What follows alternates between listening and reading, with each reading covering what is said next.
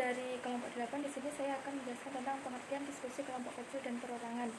Diskusi kelompok merupakan strategi yang memungkinkan siswa menguasai suatu konsep atau memecahkan suatu masalah melalui satu proses yang memberi kesempatan untuk berpikir, berinteraksi sosial, serta berlatih bersifat positif. Keterampilan membimbing diskusi kelompok kecil adalah melaksanakan kegiatan membimbing peserta didik agar dapat melaksanakan diskusi kelompok kecil secara efektif dalam rangka mencapai indikator. Kelompok membimbing diskusi perorangan ialah kegiatan guru menghadapi hanya siswa masing-masing mendapatkan kesempatan untuk bertatap-tatap muka dengan guru serta memperoleh bantuan dan bimbingan secara perseorangan. Jadi, dapat kita simpulkan bahwa kelompok membimbing diskusi kelompok kecil dan perorangan adalah salah satu bentuk mengajar klasikal yang memungkinkan guru dalam waktu yang sama menghadapi beberapa kelompok kecil yang belajar secara kelompok dan beberapa orang siswa yang bekerja atau belajar secara perorangan. Itulah sedikit penjelasan dari pengertian diskusi kelompok kecil dan perorangan. Assalamualaikum warahmatullahi wabarakatuh.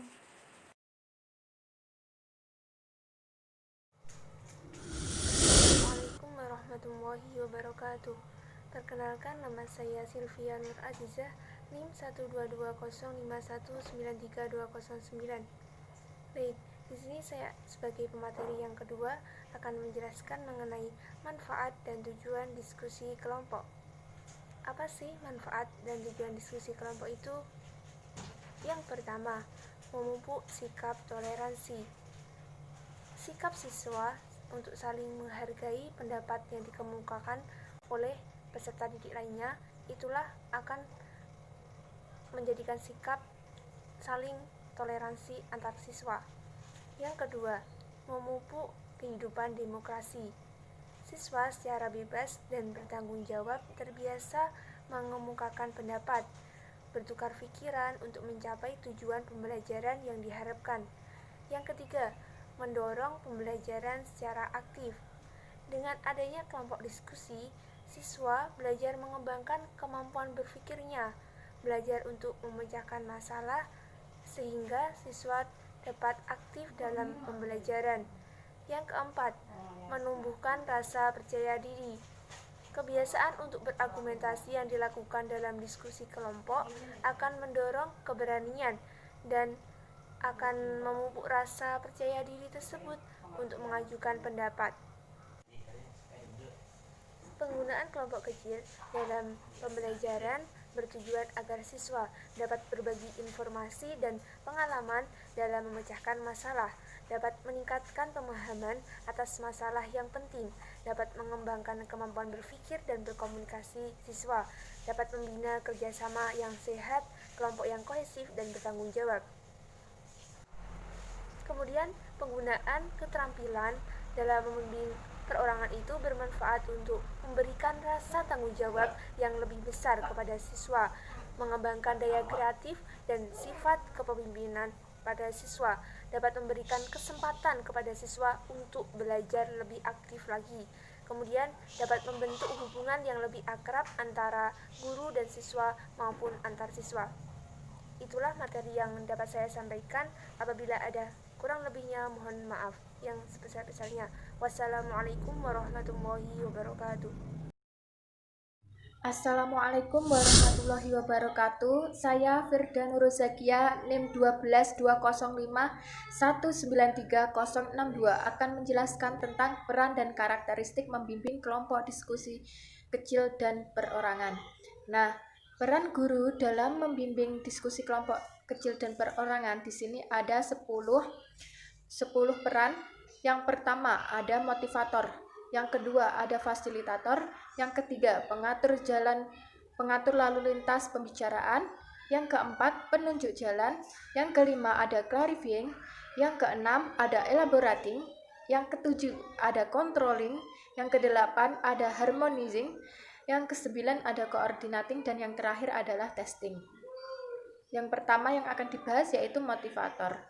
Guru memposisikan diri sebagai penggerak yang menumbuhkan semangat siswa, Cara yang dilakukan guru dengan mengeluarkan pernyataan untuk meyakinkan siswa bahwa ia pasti bisa. Jadi siswa itu diyakinkan bahwa kamu itu bisa menjawab pertanyaan ini, kamu itu bisa menjawab permasalahan itu, sehingga siswa menjadi termotivasi dan akan aktif dalam diskusi. Yang kedua, ada fasilitator. Di sini pendidik dapat membantu mengelola pertukaran informasi dan membantu bagaimana diskusi itu berlangsung. Jadi diskusi akan berjalan dengan lancar. Yang ketiga, ada pengatur lalu lintas pembicaraan. Yang pertama, guru itu harus mengatur tempat duduk siswa seperti ladang kuda. Jadi mereka itu berdiskusi berbentuk seperti ladang kuda. Yang kedua, menjaga antar peserta agar tidak terjadi keributan dalam berbicara. Jadi guru itu mengatur siswanya agar mereka itu tidak berebut untuk berbicara. Yang ketiga, mendorong peserta yang pendiam dan pemalu. Jadi peserta yang pendiam dan pemalu itu diberi motivasi, diberi dorongan sehingga mereka mampu dan mau mengeluarkan pendapatnya. Yang keempat, menjaga agar diskusi berjalan dengan lancar. Selanjutnya yaitu penunjuk jalan. Di sini guru menjelaskan kembali apa yang menjadi pokok permasalahan apabila ada gejala-gejala pembahasan akan menyimpang pada persoalan semula. Jadi jika gejala pembahasan menyimpang, itu guru harus menjelaskan kembali apa yang menjadi pokok permasalahannya. Selanjutnya ada clarifying, yaitu guru merumuskan kembali atau memperjelas pernyataan dari siswa. Selanjutnya yaitu elaborating, yaitu guru mengembangkan pernyataan seseorang atau memberi contoh dan penerapan. Jadi siswa akan lebih mudah memahami apabila pernyataan itu dikaitkan dengan contoh dan penerapan dalam kehidupan sehari-hari. Yang selanjutnya ada controlling, yaitu guru harus memberikan kesempatan yang sama kepada setiap peserta diskusi untuk mengeluarkan gagasan dan ide-idenya. Selanjutnya ada harmonizing, yaitu guru bisa menurunkan kadar ketegangan dalam diskusi dengan menyelipkan unsur-unsur jenaka, yang pastinya unsur jenaka ini mengandung pendidikan. Selanjutnya ada coordinating, yaitu guru dapat menyimpulkan gagasan pokok yang terdapat dalam diskusi dan membantu kelompok-kelompok tersebut untuk mengembangkan gagasan. Yang terakhir ada testing. Testing itu yang pertama membuat pokok-pokok pembahasan sebagai kesimpulan. Yang kedua, mereview jalannya diskusi. Yang ketiga, guru itu menilai pendapat dan meluruskan pendapat siswa. Yang terakhir, karakteristik dalam membimbing diskusi kelompok kecil dan perorangan. Yang pertama, terjadinya interaksi antara siswa dengan guru, guru dengan siswa. Yang kedua, siswa belajar sesuai dengan kemampuan dan minat siswa. Yang ketiga, siswa mendapat bantuan dari guru. Mungkin cukup sekian dari saya. Apabila ada kurang lebihnya saya mohon maaf. Wassalamualaikum warahmatullahi wabarakatuh. Assalamualaikum warahmatullahi wabarakatuh. Saya Yunizara Tunisa, NIM 12205193072. Di sini saya akan menjelaskan tentang komponen keterampilan membimbing diskusi kelompok kecil dan perorangan. Beberapa komponen yang terdapat dalam keterampilan membimbing diskusi sebagai berikut. Yang nomor 1 yakni memusatkan perhatian siswa pada tujuan dan topik diskusi. Caranya dapat dilakukan dengan sebagai berikut. Yang pertama yakni rumuskan tujuan dan topik yang akan dibahas pada awal diskusi. Yang kedua, kemukakan masalah-masalah yang khusus. Yang ketiga, catat perubahan atau penyimpangan diskusi dari tujuan. Yang keempat, rangkum hasil pembicaraan dalam diskusi. Komponen yang berikutnya yakni memperluas masalah atau urunan pendapat. Selama diskusi berlangsung, sering terjadi penyampaian ide yang kurang jelas hingga sukar ditangkap oleh anggota kelompok, yang akhirnya menimbulkan kesalahpahaman hingga keadaan dapat menjadi tegang. Dalam hal demikian, tugas guru dalam memimpin diskusi untuk memperjelasnya yakni dengan cara yang pertama, menguraikan kembali atau merangkum urunan tersebut hingga menjadi jelas. Dalam hal ini, guru memperjelas suatu permasalahan tersebut. Yang kedua, yakni meminta komentar siswa dengan mengajukan pertanyaan-pertanyaan yang membantu mereka memperjelas atau mengembangkan ide tersebut. Yang ketiga, menguraikan gagasan siswa dengan memberikan informasi tambahan atau contoh-contoh yang sesuai hingga kelompok memperoleh pengertian yang lebih jelas. Komponen yang berikutnya yakni nomor 3, menganalisis pandangan siswa. Di dalam diskusi, sering terjadi perbedaan di antara anggota kelompok. Dengan demikian, guru hendaklah mampu menganalisis alasan perbedaan tersebut dengan cara sebagai berikut. Yang pertama, meneliti apakah alasan tersebut memang mempunyai dasar yang kuat. Yang kedua, memperjelas hal-hal yang disepakati dan yang tidak disepakati.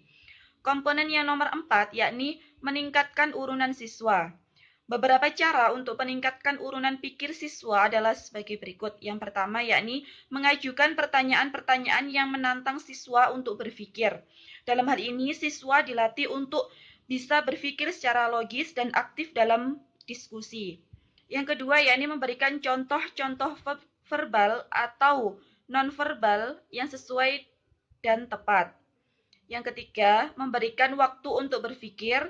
Dan yang keempat, yakni memberikan dukungan terhadap pendapat siswa dengan penuh perhatian. Yang komponen yang selanjutnya yakni menyebarkan kesempatan berpartisipasi. Penyebaran kesempatan berpartisipasi dapat dilakukan dengan cara A. Mencoba memancing urunan siswa yang enggan berpartisipasi dengan mengarahkan pertanyaan langsung secara bijaksana.